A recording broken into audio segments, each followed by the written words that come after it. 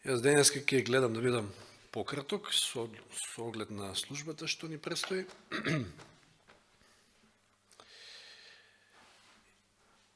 И требаше можеби да ви кажам да си донесете од дома по некој метро, некој шублер, нешто такво. Затоа што денеска ќе мериме нешто. Меѓутоа тоа не се мери со такви инструменти, да кажем, алатки. Не знам дали воопшто може да се измери. Бог е љубов, вели Јован во 1 Јованово 4:8. И прашањето е, има ли димензии таа негова љубов? Или ширина, должина, висина, па и длабочина, да, 4 димензии. Може ли да се измери? Не знам дали може воопшто да се измери некоја човечка љубов овде. Знаете, има ретки така некои ситуации каде што тоа не се мери, мислам, не се мери на тој начин, нити пак не знам дали воопшто има мерка и може да се измери. Видите што вели Елен Вајт во еден свој цитат. За да разберете колку голема е Исусовата љубов за вас, погледнете на каде? На Голгота, да, на крстот. Па интересно, и крстот е во форма на баш тие 4 димензии, на некој начин ги има, да. Така ќе можете да дознаете нешто од длабочината, ширината и висината на таа љубов. Овде она спомнува 3 димензии, меѓутоа после имаме стих што се спомнати 4. Значи, така ќе можете да дознаете нешто од длабочината, ширината и висината на таа љубов. И внимавајте на речникот. Нешто. Погледнете на Голгота и така нешто ќе дознаете од длабочината, ширината и висината на таа љубов. Не се, далеко од се. Веројатно, дури во вечноста, да даде Господ да бидеме спасени, ќе мериме таа љубов, така да се изразам. Ефесијаните 3 глава, од 16 до 19. Вели да ви даде според богатството на својата слава да зајакнете со сила преку неговиот дух во внатрешниот човек. Да преку вера да всесели Христос во вашите срца, да бидете вкорените и засновани во љубовта, за да можете да сватите со сите свети што е ширина и должина и височина и длабочина, и да ја познаете Христовата љубов, која го надминува знаењето, за да се исполните во целата Божја полнота. Според коментаторите велат дека баш и не е јасно тука на што Павле се однесува оне 18 стика што ги спомнува, нели, оние димензии, меѓутоа очигледно во контекст земено токму се однесува на љубовта, на Божјата љубов. Сега да согледаме барем нешто од тие димензии на љубовта, затоа што, нели, толку можеме да согледаме. И верували или не, меѓутоа може би на други места да се видат, меѓутоа јас ги видов во еден од најпознатите стихови, кои што не верувам дека некој од нас не го знае на памет. Значи, нешто сме слаби во последно време со учење на памет или кажување на памет на стихови. Слушнав дека порано, кога сте ги имали утринските стихови, сте ги кажували на памет од местот, така било, да. И убава, значи, навика. Јован 3:16 го знае, дали има некој што не го знае на памет, мислам. Зашто Бог толку го возлюби светот, што го даде својот единороден син, та секој кој што верува да не погине, туку да има живот вечен. Зашто Бог толку го возлюби светот, толку те сакам, ќе речеш. Да. Може да се сложиме, може и не, меѓутоа тука некако ја гледам ширината на таа Божја љубов. Зашто Бог толку го возлюби светот. Има ли, исклучен ли е некој од Божјата љубов? Дали има некој тамо, не знам каде, кој што може би ние не го сакаме, или не му обрнува многу внимание, ама дали тој е исклучен од Божјата љубов? Не, нема. А едно друго прашање, може би интересно за начинот како ние како луѓе сваќаме работите, дали пак тоа што Господ го сака секого на овој свет, го намалува интензитетот и големината на љубовта лично кон мене, лично кон секој од нас. Интересно, каква е таа Божја љубов? Вели Елен Вајд, односот меѓу Бога и секоја душа е толку личен и целосен, како да нема ниту една друга душа на земјата да го дели со неа.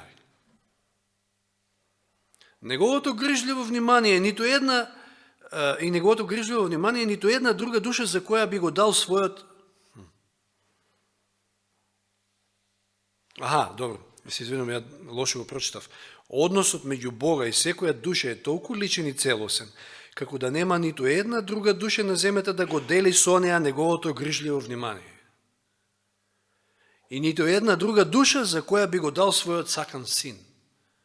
Значи Господ те сака тебе, Зоране, тебе, Данило, Перса и така натаму, како да не постои ниту една друга душа. Со тој интензитет, со таа големина на љубов, со таа ширење на љубов. Неверојатно, тоа го може само Бог. И секого поединечно исто така. Нели? На многу примери во Библијата ни е покажано, сонцето грее и над лошите и над добрите. Се спомна тука брат Зоран, мислам кој спомна. Дожд паѓа и кај едниот и кај другиот и така натаму. Што го даде својот единороден син, должина. До каде беше спремен Господ да отиде заради нашето спасение? Или дури да го даде и својот син, до каде беше спремен Исус да се симне, тоа може би веќе спаѓа во длабочина, за да не спаси. Ево уште еден цитат. Со својот живот и со својата смрт Христос постигнал повеќе отколку само обновување на она што било уништено со гревот. Намера на сатаната била да предизвика вечна разделба меѓу Бога и човекот. Но во Христа ние сме стапиле во многу поинтимна заедница со Бога отколку никогаш да не сме паднале. Дали го слушаме ова? И тоа е токму поради тоа што Господ го смисли тој план на спасение и го даде својот син да умре место нас. Значи, преку Христа ние стапуваме во поинтимна заедница со Бога отколку никогаш да не сме паднале во гревот. Значи, ова нешто ќе им биде интересно да им го објаснуваме на ангелите или на другите непаднати светови на новата земја, меѓу спасените. Со тоа што зел наша природа, Спасителот се поврзал со човештвото со врска што никогаш нема да се раскине. Тој е поврзан со нас ни сета вечност. И тоа токму преку таа Христова човечка природа. Неверојатно што Господ направил за нас. Зашто Бог толку го возлюби светот, што го даде својот единороден син, та секој кој верува во него. Тоа е длабочината. Никој не е паднат толку длабок во грев да не може да се стигне до него. Има овде еден услов да верува, меѓутоа секој кој што верува, секој кој што ќе поверува, и најголемиот грешник, има можности и може да се спаси. Немојте да мислите, пак еден цитат, немојте да мислите дека заради тоа што сте правеле грешки, заради тоа што вашиот живот бил помрачен со пропусти, вашиот небесен татко не ве сака и дека нема да ги чуе вашите молитви. И немојте да мислите дека сте толку грешни да не заслужувате да дојдете и да примите света причест, меѓутоа тоа не е по наши заслуги, значи не можеме ние да го заслужиме тоа. Значи немојте да мислите уште еднаш дека заради тоа што сте правиле грешки, заради тоа што вашиот живот бил помрачен со пропусти, Вашиот небесен татко не ве сака и дека нема да ги чуе вашите молитви. Тој вели, оној кој доаѓа при мене нема да го отфрлам. Неговото срце исполнето со љубов е трогнато од нашите жалости, па дури и кога само ги изговараме. Предајте му нему се што го збунува вашиот ум. Ништо не е преголемо за него за да го понесе. Бидејќи тој ги држи световите.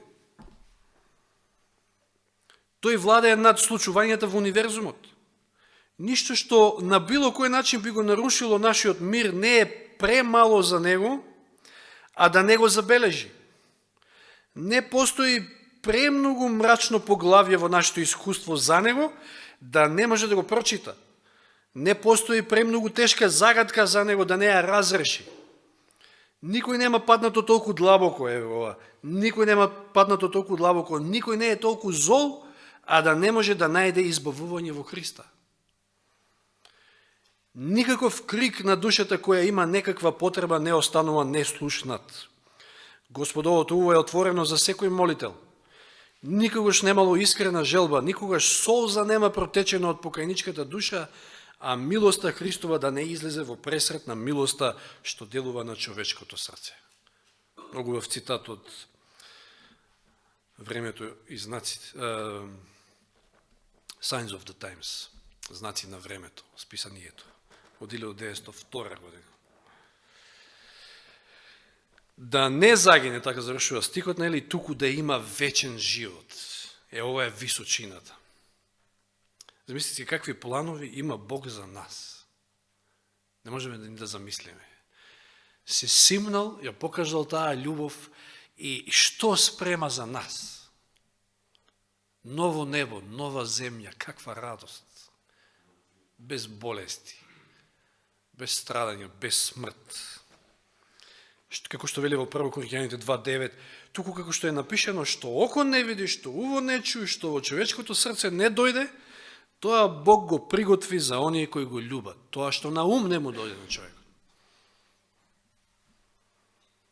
Вечен живот, како можеме да го сватиме тоа?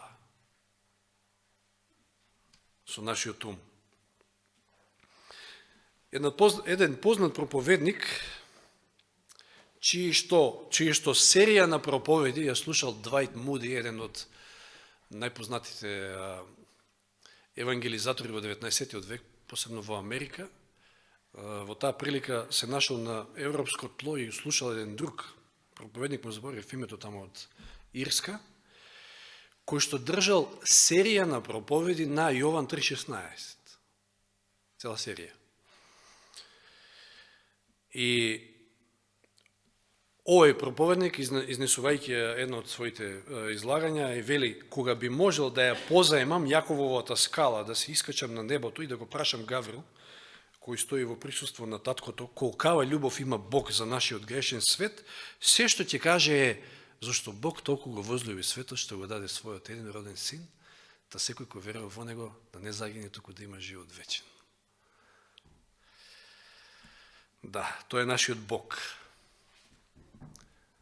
Со толкава љубов,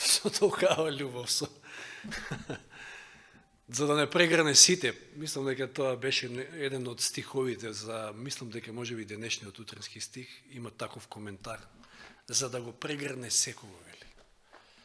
Толкава е Божјата љубов, заради таа љубов ние денеска сме овде.